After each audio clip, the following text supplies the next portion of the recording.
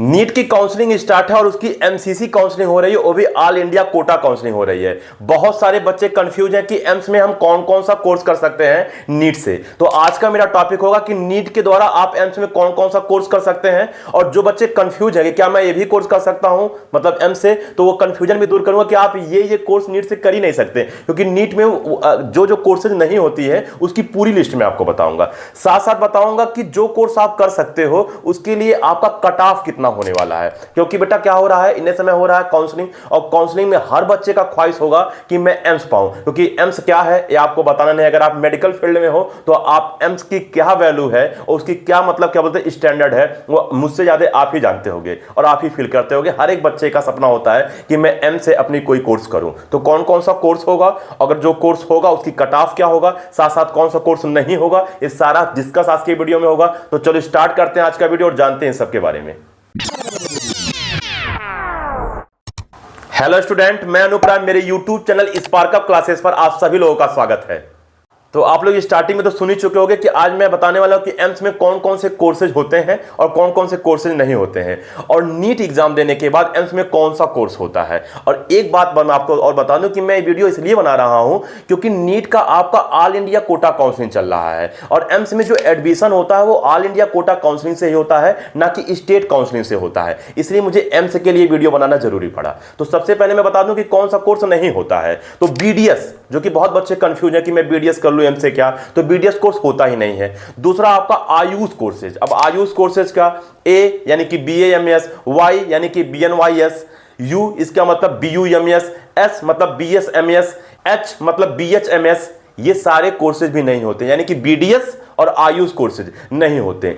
जितने भी veterinary courses हैं वो भी नहीं होता।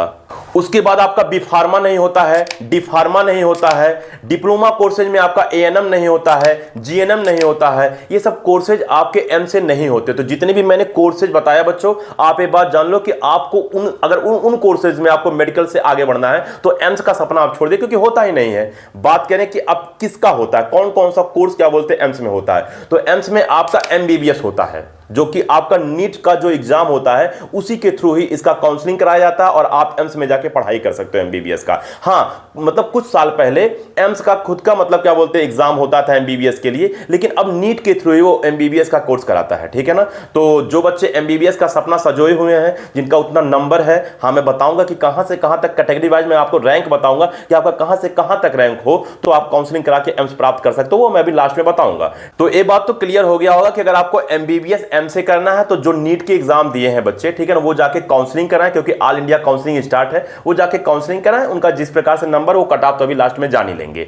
अब बात आया कि सर एम्स से जो और दो कोर्स होता है, यानी कि बीएससी नर्सिंग का कोर्स जो होता है और जो पैरामेडिकल का कोर्स होता है, इसके लिए कौन सा एग्जाम होता है, तो इसके लिए एम्स पार के नाम से एक एग्जाम होता है। तो एम्स पार के नाम से जो एग्जाम होता है वहां से आपका दो क्या बोलते हैं आप पेपर चूज कर सकते हो। एक आप क्या बोलते हैं एम्स बीएससी नर्सिंग के लिए चूज कर सकते हो, एक आप एम्स पैरामेडिकल के लिए चूज कर सकते हो।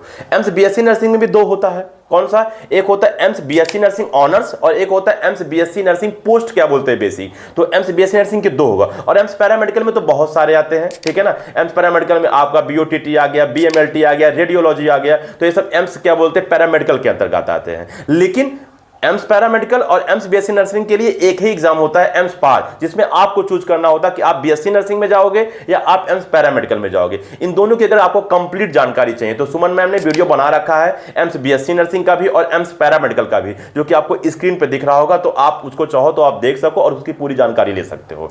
रहा सवाल है कि बच्चे पूछते हैं कि सर एम्स पार का जो आपका फॉर्म आता है वो कब तक आता है, तो एम्स पार का जो फॉर्म आता है वो लगभग आपके मार्च के महीने में आता है। तो आप 2025 तक वेट करो, मार्च के महीने तक जब फॉर्म आउट होगा तो हम लोग आपको अपडेट दे देंगे कि फॉर्म आ गया, तो आप फॉर्म भर लेना, ठीक है ना। दूसरी बात है कि इसका एग्जाम कब तक होता है एम्स पार का, तो इसका एग्जाम आपका जून जुलाई महीने के क्या बोलते हैं बीच में होता है। अब डेट अभी फिक्स नहीं है, जब आएगा अपडेट तो आपको मिल जाएगा। बात समझ में आया। इसमें एक बात आपको और ध्यान में रखना है कि जो आपका बीएससी नर्सिंग ऑनर्स होता है वो आपका केवल गर्ल्स के लिए होता है, यानी कि लड़कियों के लिए होता है। लड़के एम्स बीएससी नर्सिंग ऑनर्स नहीं कर सकते। बाकी जितने भी कोर्सेज में बताया, यानी कि आपका एम्स जितने पैरामेडिकल्स हैं या एम्स बीएससी नर्सिंग आपका पोस्ट बेसिक जो है वो सब लड़के भी कर सकते हैं, और एमबीबीएस लड़का लड़की तो दोनों कर ही सकते हैं, ठीक है ना। तो अब अंततः सवाल आया कि कट ऑफ की, यानी कि नीट के थ्रू एमबीबीएस के लिए कितनी कट ऑफ होगी कैटेगरीज वाइज। तो मैं आपको बता दूं कि जनरल की कट ऑफ सबसे हाई होती है, ठीक है ना, लगभग 4,500 तक, यानी कि 4,500 रैंक तक अगर आपका आसपास है तो आप एमबीबीएस के लिए आप काउंसलिंग कराइए। ठीक, बात करें ईडब्ल्यूएस के लिए तो ईडब्ल्यूएस का कट ऑफ गिर के आपका हो जाता है 6,500 तक, यानी कि अगर आप जनरल ईडब्ल्यूएस कैटेगरी से बिलोंग करते हो और 6,500 रैंक के आसपास आपका है तो आप जरूर काउंसलिंग में पार्टिसिपेट करें, हो सकता है ऊपर वाला चाहे तो आपको एम्स मिल ही जाए। ओबीसी की बात करें तो इनका ईडब्ल्यूएस से थोड़ा सा हाई होता है, इनका 5,500 रैंक के करीब अगर आपका नंबर है, सॉरी रैंक है, तो आप इसमें पार्टिसिपेट कर सकते हो। एससी का तो काफी गिर जाता है, यानी कि 40,000 रैंक तक, अगर आपका 40,000 रैंक तक है तो आप एमबीबीएस के लिए काउंसलिंग करा सकते हो।